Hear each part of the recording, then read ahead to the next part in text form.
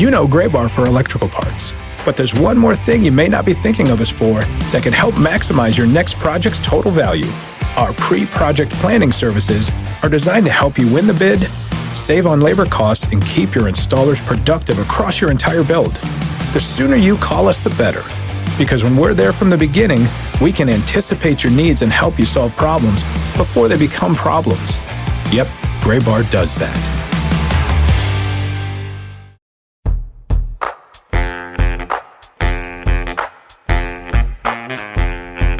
I can see the Empire State Building from this window, and ordinarily I can't see that in Denver, which means episode number 8 of MILB.com's The Show Before the Show is a very, very weird one. Yeah, you came to New York and I went out to Colorado and we're just switching sides. Just traded places? Yep. This is so strange. Yep. Hi, Jake. Hey. We're in the same... Welcome to New York. I'm not actually in Colorado. I could touch your shirt right now. If you can hear me better, it's because I'm speaking into a real microphone that Tyler brought in just for us. We're importing our technological equipment and everything. Yeah, it's our first joint session of the Minor League Baseball podcast, The Show Before the Show, so welcome in. Episode number 8 today. We got a ton coming up on the show, and but most importantly, I mean, you know, we're in the same room, and that's the most exciting thing about it, obviously. Yeah, we're going to take you out and get you a real slice of New York pizza after, and with cheese. You won't have to specify. You'll just say, give me a plain slice of pizza. I'm going to say a plain slice of pizza, and they're somehow going to know that it needs cheese on it, Jake. Also, every time I come here, I want to act out that scene from The Office where Michael says, I'm going to go to my favorite New York pizza joint, and then walks into a Sparrow. It's always my one thing that I want to do. If you're looking for, we got a Ray's Pizza that is right there down the block. There's another one, 2 more down the block. Famous Original Ray's? Yes, Famous Original Ray's, all like 18 of them. Yes. Huh. It's another TV. I don't think either of them. It's another TV moment. I don't think either of them are the actual Ray's Pizza.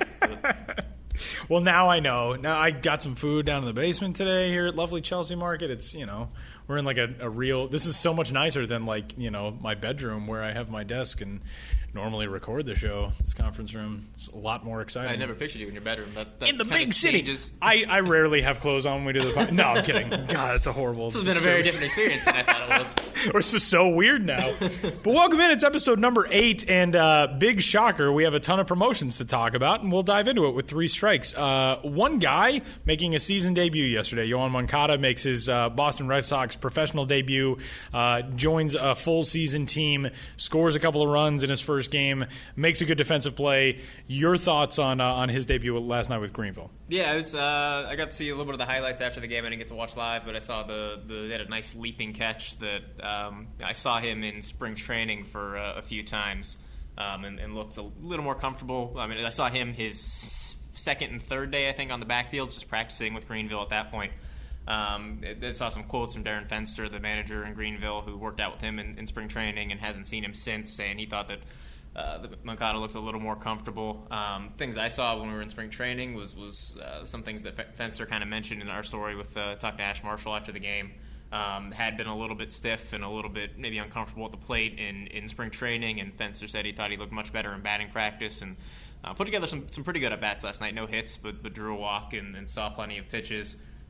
Reviews on his defense, according to Fenster, have been a little bit smoother, a little more confident. I think that was something he showed a lot of promise in spring training, but looked maybe a little bit rusty. The hands were just not quite getting to the ball the way that you'd expect a guy to, but I think that's just from having a year and change laid off. But for a 19-year-old to get to full season ball, and which to see how long he stays there, I imagine he could stay there for a little while, especially if they were taking it so slow, getting him to that level. But yeah, excited to have him. He's going to be on Milk TV through Sunday. Greenville has a pretty nice camera setup, so he'll be on there pretty often, so get to take a pretty good look at him this year.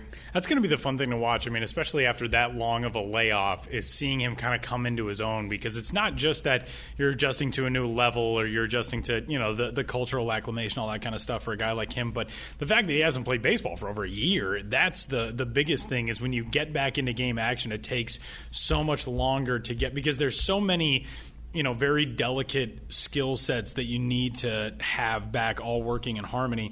That's what I think is going to be the most interesting thing about watching Moncada as he gets going over the next few weeks, is how he's going to handle that transition. And, you know, for a guy like that, I mean, with the talent that he has and the experience that he has already at 19, I don't think it'll take him too long, but obviously it's been a pretty long road for him to get to this point already. So that'll be fun to watch over the next few weeks. Yeah, and physically, just for a 19-year-old, you don't see 19-year-olds that big. Yeah. It just looks like a monster. I remember you saying that at spring training. Yeah. And that's some of those guys incredible. where you can just watch them and see, like, that guy's got it. Yep. And quick feet, and just they don't make a lot of athletes like that. We're going to move on to strike two. Another guy who just got a promotion on Monday after he started on Sunday is Dodgers right-handed prospect Jose De Leon. De Leon's been a guy that's really popped up over the last year. He was a 24th round draft pick in 2013, drafted in the 24th round, and really was not a guy that was on anybody's radar. He's out of Puerto Rico, went to Colegio San Antonio, and spent his first offseason between 2013 and 2014 really improving his conditioning, and came back, did some work with the Dodgers coaches, working his mechanics. He went from a guy who was throwing in the high 80s or low 90s. Now he's sitting 93, 94 consistently. And the numbers in the Cal League were just outrageous for him. He had almost 14 strikeouts per 9 innings. The ERA was 1.67 and 7 starts. Just couldn't have been more dominant. I talked to the Rancho Cucamonga pitching coach last night, Bill Seamus. One thing he mentioned I thought was interesting, then I watched some video to kind of see what he was talking about, was De Leon apparently has a lot of deception. It's not just that the stuff is good, but he hides the ball really well. And one guy who I was really reminded of when I was watching him throw is Yusmeiro Petit, the Dodgers pitcher, who I know Saris at Fangraphs has written a lot about. He calls it the invisiball that Petit throws, where he as he's coming and he's throwing, he kind of hides the ball behind his elbow, so the hitter see the ball and the ball disappears, and then it all of a sudden just shoots, almost looks like out of his elbow. It looks like De Leon kind of creates a similar effect. They have very similar motions, especially the arm action. So I think that's a thing that's been helping him, and that's something that the team has said he definitely notices, that hitters don't seem to jump on his ball as well as you would expect at 93, 94. His fastball velocity almost plays up more than that just because he hides the baseball so well. That strikeout to walk ratio, I mean, he's got 58 strikeouts in total this year to 8 walks. And if you're going to dominate the Cal League, that's one of the things you have to do is make sure you're commanding everything. The numbers would be absurd enough as they are, but the fact that they come in the California League where nobody throws like that, I mean, that's what makes it more impressive to me. And this is a guy who, I mean, even last year when we saw him in Great Lakes, it was like every single time out, you would see De Leon, 4 or 5 innings in, he'd have 8 or 9 strikeouts, only giving up a couple of hits, maybe a run here and there. He's that good. And when we see Julio Urias come back, that rotation in Tulsa, I mean, that team's already been host to a lot of talent this season. I mean, Corey Seager came through and all that. That is going to be a fun 1-2 punch to watch when those guys get going together, because that's the Dodgers. We've talked about this before. The Dodgers have so much talent at the major league level. They've got so much coming up at the minor league level too. If you're a National League West fan of a team that's not the Dodgers, it kind of scares you for the next 10, 15 years, because it's going to be a pretty good run, I think, for the Dodgers. You mentioned Urias in there, something we should mention. I don't think we were going to talk about it, but should mention he's having eye surgery next week. He's going to have just a cosmetic surgery. He had a tumor in his eye, a benign tumor, that he's already had 3 surgeries on the eye just to get it to where he can see and it can function. This is just cosmetic. It's something that's elective, and he's deciding to do now. The Dodgers are hoping it'll keep his pitch count down, so he should be out. So he's expected to be back with Tulsa before July, so he'll miss about a month of total action there. One other thing I did want to mention about De Leon, too, is the reviews, everything I had read and heard before this year was that his slider was more advanced than his changeup. And talking to Seamus, he actually thought it was the other way around. He wants to see him maybe sharpen up the slider, but the changeup was outstanding. Just the way it worked out was Rancho saw a ton of left-handed bats this year, and De Leon handled those really with aplomb. He had a 30-2 strikeout-to-walk ratio against left-handed hitters as a right-handed guy, and he was mainly going fastball changeup to get there. So the changeup is not a concern. The repertoire is pretty well balanced. He's a guy who was on the up and up. 30-2 strikeout to walk numbers. Good. It's pretty good. It's pretty good. Strike 3 in this week's edition of 3 Strikes is another promotion, and a big promotion, a big step forward. Wilmer Defoe is headed up to the big leagues. He's only played 14 games above the Class A advanced level, but the Washington Nationals are summoning him, a guy that a lot of people have looked at for a long time as really an above-average shortstop. If he sticks there, if he plays there, he's a major league guy at that position. But this is a big step. It's a big jump, and I already saw a lot on Twitter today about, don't evaluate him based on just his major league first impression, because he's still young, he's still got a lot to work on, but it obviously shows you what the Nationals think of him. Yeah, I'm interested to see how they utilize him and how this benefits both the team and him. I think they're mostly calling him up because they're kind of in a 40-man roster squeeze, and he's already on the roster and can fill in. He's a high-contact player, so his transition from the minors to the majors should be easier than for a guy who's a big strikeout power guy. He can play a couple positions. He's played shortstop and second base, so he has some flexibility, but the Nationals have plenty of middle infield middle infielders as it is. So I imagine he'll be there just until Anthony Rendon comes back in the near future, and then get sent back down to Double-A or Triple-A. It's interesting you mentioned the defense. Difo had played second base and shortstop last year, and I think there were some people who had questions over where his long-term home was going to be, and I think a lot of those were because the Nationals weren't really signaling that they were comfortable with him at shortstop. But talking to a couple of South Atlantic managers who saw him last year and some other people who saw him, they really thought he had the tools to shine at shortstop, and have featured him in the D-list series we do. And he was a guy who got a lot of plaudits for his athleticism and things. There's refinements to be made there. He's a little rough around the edges, but certainly athletic enough to stick it short if the Nationals play him there full time, which is what they've done this year. So I'd expect that that's something they're going to keep developing to potentially have him replace Ian Desmond at some point. Well, and even if he's not going to see regular playing time, the Nationals don't have a spot for him immediately. Just being able to get that experience and be at the major league level, be going to the ballpark every day, all the stuff that guys talk about in big league camp and spring training when they get invited, apply that in a regular season setting, and that's still a pretty big experience for a kid who will see a little bit of action. You know, his full major league career probably isn't here just yet, but it's going to be fun to watch, especially to see a kid jump that high, and make that big of a promotion going into, what the Nationals hope is a pretty long and productive career for him. So that'll wrap up this week's edition of Three Strikes here on episode number 8 of MILB.com's The Show Before the Show podcast.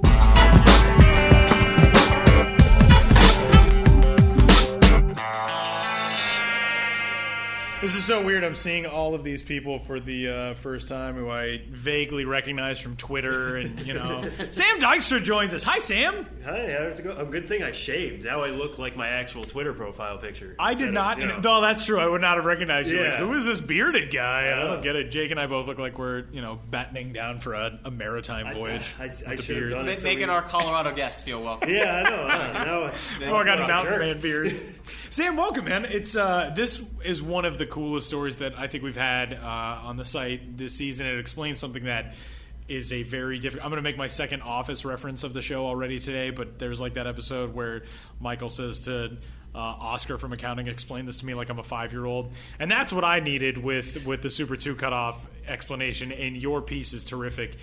Give people an idea of what exactly the Super 2 thing means for players, the qualifications for it, deadlines for it, all that kind of stuff. Tell us about this whole concept of Super 2. Okay, so just to start off, we were kind of talking about this before I came on here. Just to really, really dumb it down, it saves your team money. That's what it comes down to. What the Super 2 means is that it deals with arbitration, and that there's after accruing 3 years of service time in the majors, players get to go to arbitration instead of being on minimum contracts anymore. But there's a special 22% who have the 22% highest amount of service time amongst those with only 2 years who get to go to arbitration a year early. So what a lot of teams do, is specifically with prospects, is they want to avoid getting Super 2 status. They don't want to have to go to that arbitration 1 year early, because arbitration means hundreds of thousands more dollars, if not millions more dollars.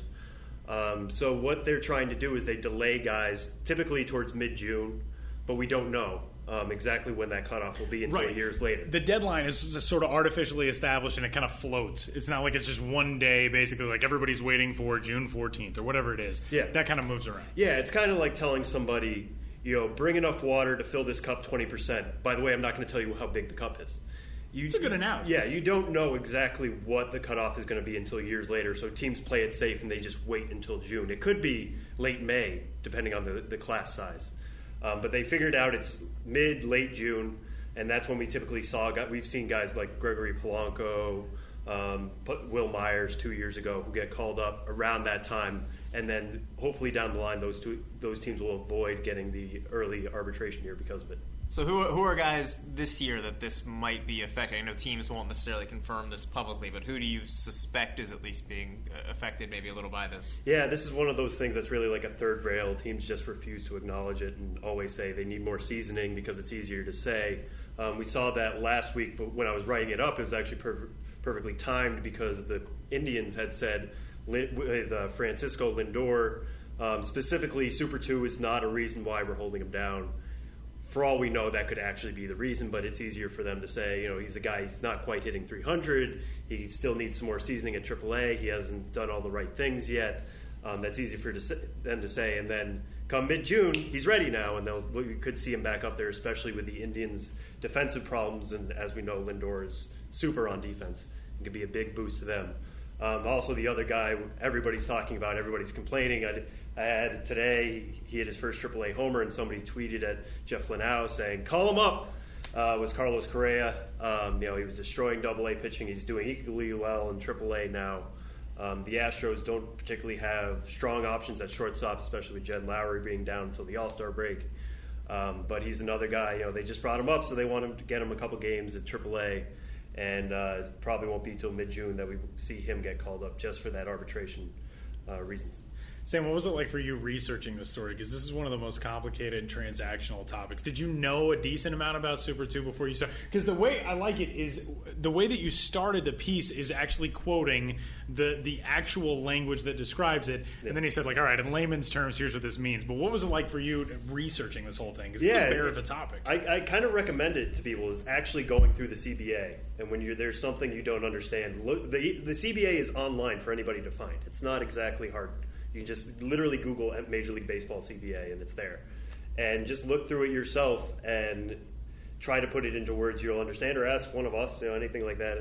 But ask Sam, don't ask me. Ask the smart writers. I know. It was kind of fun to play lawyer for a little bit and try to figure out what all these words mean. Lead counsel Sam Dykstra. Yeah, it's just one of those. Super 2 has always been one of those things that everybody's just like, oh yeah, Super 2 concerns, it's whatever. And I don't think anybody had actually sat down and written this is what it means for guys, except for they won't come up till later. Yeah, you want to address? You got one comment on this story. One comment was from Suffer for Tribe, who we assume was somebody who just Googled Francisco Lindor and stumbled upon this. The comment was, "Try as you might, I'm still confused." Would you like to address? Yeah, I'm just going to go back to the explaining in 5 words, and it saves your team money. Just be happy with that. And if it's still confusing, just be happy that your team's going to be able to put millions of dollars aside to spend on free agents elsewhere. Sorry, Cleveland guy, if you still don't understand it. I don't know how else really to put it, except for, I think it was 2,000 words. I tried my best. It's one of those things where, when you try that much, if you don't get it at the end of it, you're probably not going to get it anyway. Just be happy it's going to save your team money. You're not going to see Lindor for a bit, but it's fine. They're doing it for a reason.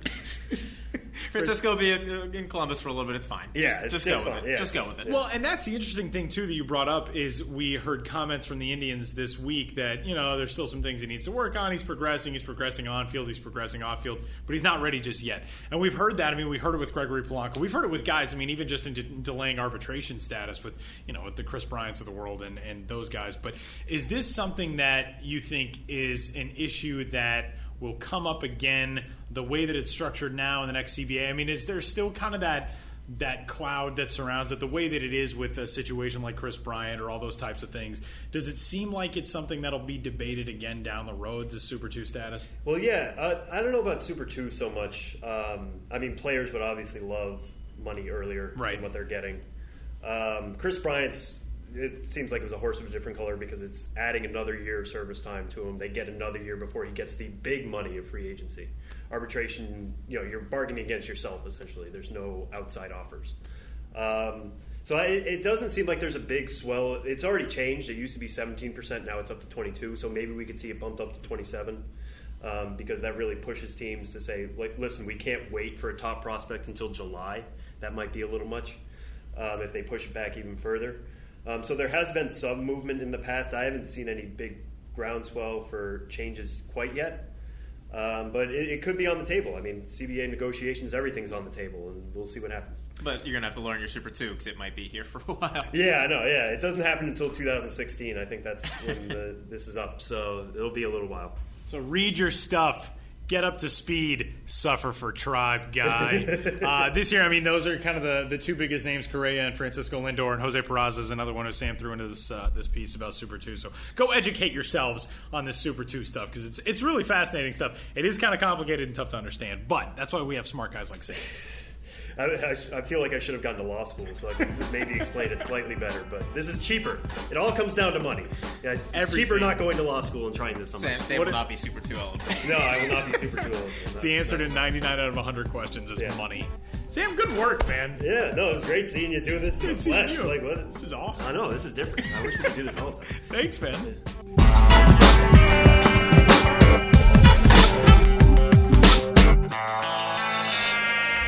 you parading the all-stars of MILB.com through this sweet conference room that we have, and the man, the myth, the legend, Benjamin Hill joins us.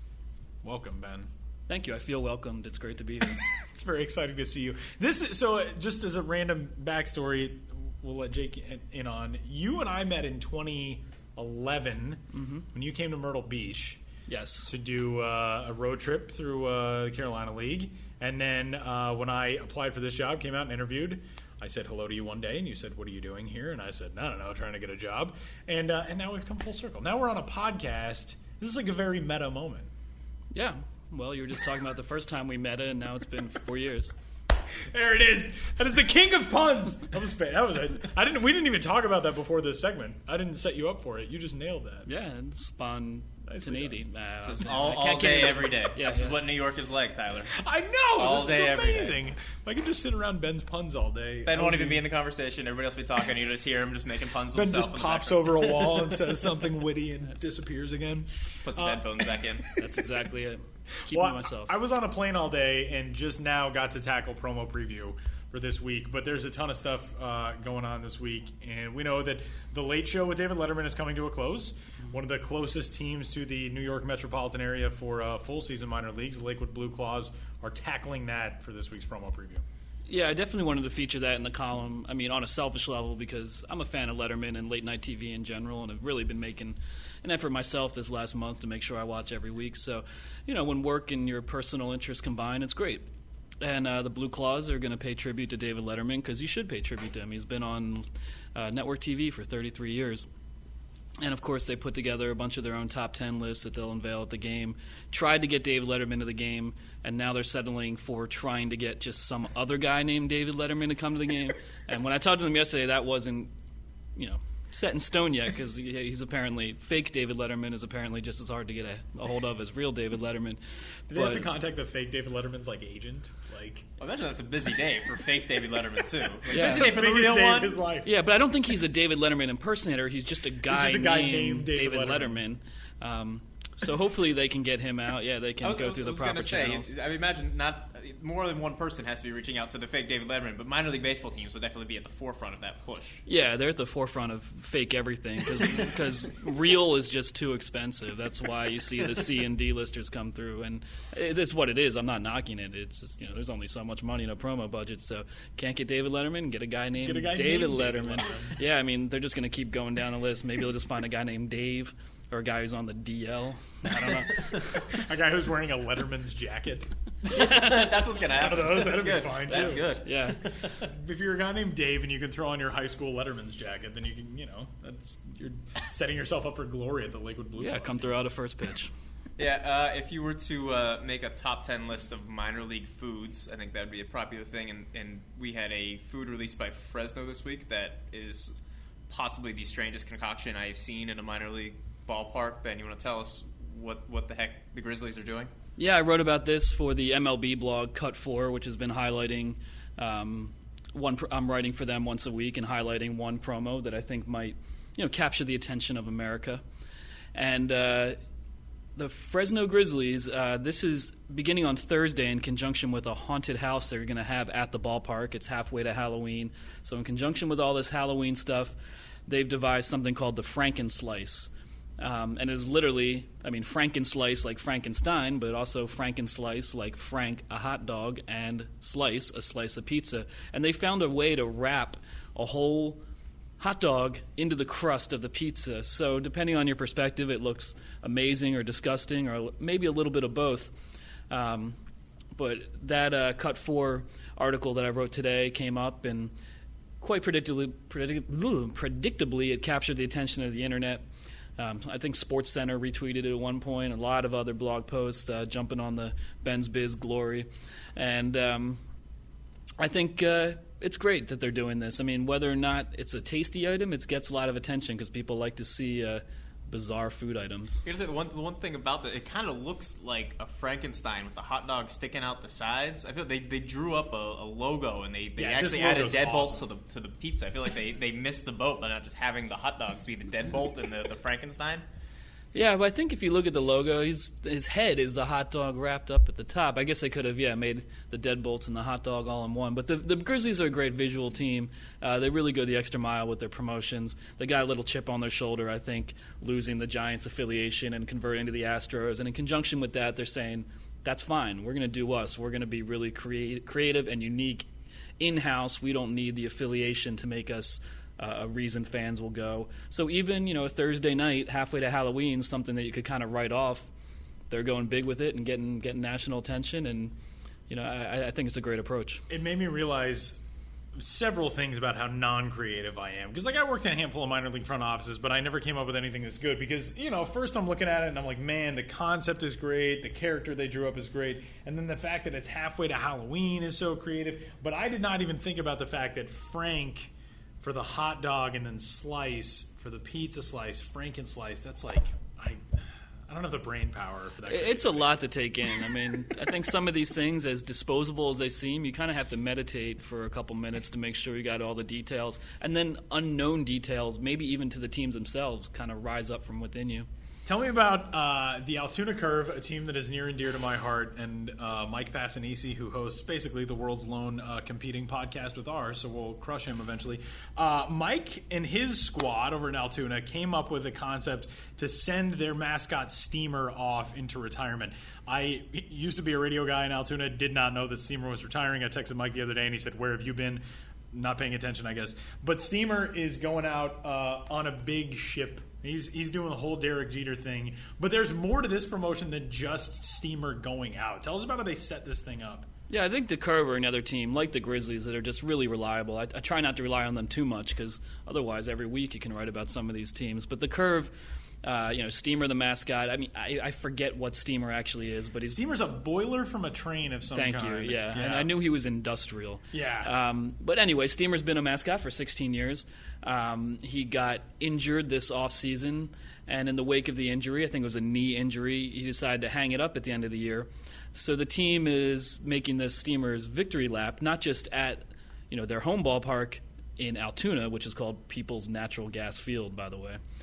I know you know that, but it's just one of my favorite ballpark names in minor league baseball. But they're also sending their mascot on a Derek Jeter-esque farewell tour where he's going to visit every other Eastern League stadium. And I don't even know if the fans at those stadiums will know who he is, but it's kind of great for him to do that lap, get to see all the other ballparks. I'm sure they'll get photo ops and great social media stuff from all the ballparks. And then he'll bring back all that knowledge accumulated from this road trip and apply it to the Curve's future promotional efforts in his new role as the team's CFO, which stands for Chief Fun Officer. All right, Ben, did you bring a crooked number of the week for this week? Yeah, let's shift gears real quick. Always try to highlight one weird thing that happened on the field as well. And this week's crooked number, it doesn't go too crazy into the weirdness. It's just things are very random. And that is that Buddy Borden for the Charlotte Stonecrabs threw a no-hitter, and in the same game in which he threw a no-hitter, the team turned a triple play. And it was a 7-inning game. And my very brief research failed to turn up any other examples of this, but turning a triple play in the same game as a no-hitter. It's probably happened before just because it's baseball and what hasn't happened at some point. But to get those two milestones in one game, and our good friend Sam Dykstra didn't mention this in his recap, but this triple play on May 13th occurred on the 139th anniversary of the first Major League triple play, or the first triple play in professional baseball history, or at least recorded. And that was May 13th, 1876. The New York Mutuals turned a 4-3-4 triple play against the Hartford Blues. 4-3-4 would be a weird triple play to turn, too. It was the 19th century, so, I think... They had second baseman playing, where the dugouts are now, and, they're all wearing weird socks. The Hartford Blues, by the way, the team that was highlighted, I believe, in a Connecticut Yankee in King Arthur's Court. Is that the Mark Twain book? I think that's where he highlights the Hartford Blues. That would make sense. So it would not surprise me one day when the Hartford Yard Goats come out with their stuff next month, if there's a Mark Twain tie-in, not going to be surprised. Yeah, if they have a turn back the clock night or what could have been night, Hartford Blues.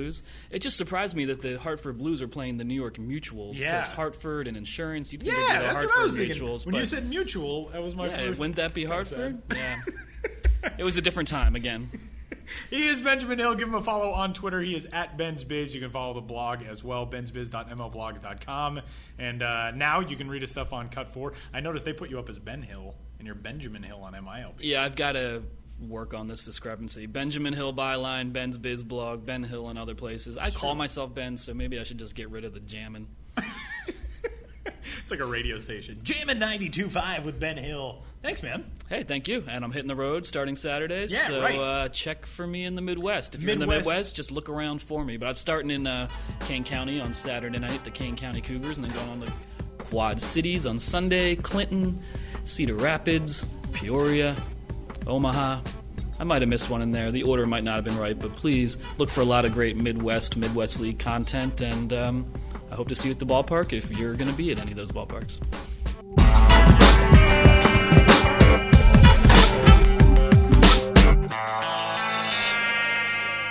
Wrapping up the 8th edition and the first in-person edition of Minor League Baseball's The Show Before the Show podcast. Tyler Mon and Jake Seiner. As always, you can give us a follow. You can rate, review, and subscribe on iTunes. You can check us out there. You can check us out on MILB.com. You can check both Jake and I out on Twitter, Jake_Seiner for Jake, as you might assume. And I am at Tyler Mon on Twitter. Benjamin Hill is at Ben's Biz. Sam Dykstra is at Sam Dykstra MILB, and MILB is on Twitter at MILB. And Jake, we got some good stuff coming up on MILB TV this week. We're talking Carlos Correa's like appointment viewing no matter what, so he's obviously one of those guys. Yep. Fresno's on TV a bunch this week, and then obviously this is Yoan Moncada week. So if you want to see Yoan Moncada, this is the week to do. I mean, you'll get to see him plenty over the summer, but he's on his first 6 games. I think are all on MILB.TV. You can subscribe and get to see him there. It's a nice camera, Greenville, a good view, a good chance to see him in action. I know fans have been eager to see him, so definitely recommend that if you are a Red Sox fan or a prospect fan or just a Cuban import fan or any kind of minor league baseball fan. You can also head to MILB.com and check out this season's Best Seat in the House competition as well. You can use the hashtag MILB Best Seat on social media. And, man, now you know we're in New York. It's like our first horns and sirens. Yep. Breaking boundaries on this podcast. Head to MILB.com and you can check that out as well. And we're getting like close to, like full-on big voting competition. Like Minors Moniker Madness will be back soon. And like that's right. That is creeping up on us. I used to waste so many innings of radio broadcasts talking about my brackets and Minors Moniker Madness. It's a lot of good time. Jake, it's good to see you, man. It is good for you to be here. Let's go get you that slice of pizza. Absolutely. Let's do it. We'll talk to you guys next week.